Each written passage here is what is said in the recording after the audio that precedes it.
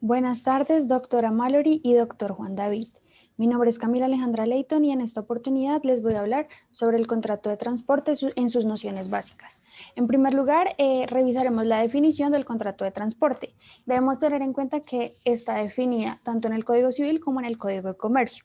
El Código Civil lo define como un arrendamiento de transporte, mientras que el Código de Comercio lo define como un contrato, un acto que está ligado a un acto de comercio y por lo tanto se considera un acto mercantil. Es importante establecer cuáles son las partes en el contrato de transporte. Para el Código Civil, las partes se encuentran mencionadas en el contrato.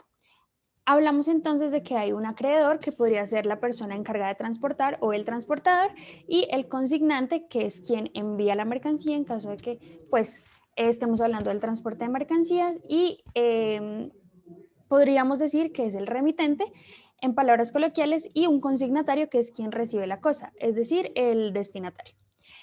Para el Código de Comercio, entonces, se tienen como partes del contrato el transportador y el remitente. Se entenderá incluido en el contrato el destinatario cuando éste acepte pues ser parte del contrato respectivo.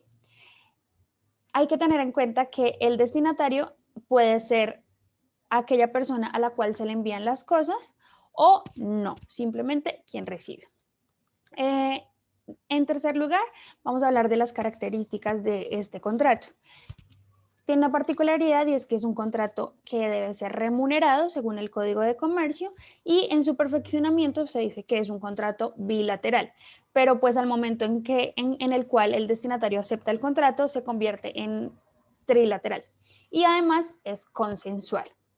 Eh, Después debemos hablar de los elementos esenciales, que son dos, principalmente la cosa o la persona, que es, depende del tipo de transporte, ya sea de personas o de mercancías, y la obligación de resultado del transportador, que consiste en llevar las cosas en el estado que la recibió, y en el transporte de personas, pues salvaguardar la vida y cerciorarse de que el pasajero llegue bien a su destino final.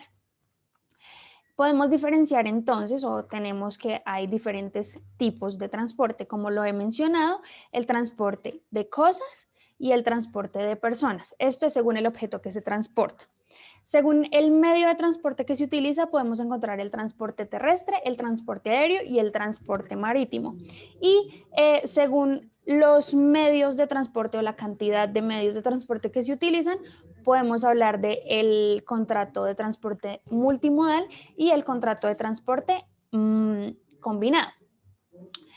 Estas son básicamente las cosas más importantes que vamos a entender del contrato de transporte. Hay otros temas como la responsabilidad, que también es un tema bien importante, pero pues no lo alcanzaremos a abordar en esto, ya que estamos hablando de las nociones básicas de un contrato que utilizamos todos los días en nuestra cotidianidad. Espero que se encuentren muy bien y muchas gracias por su ayuda a lo largo del curso de contratos.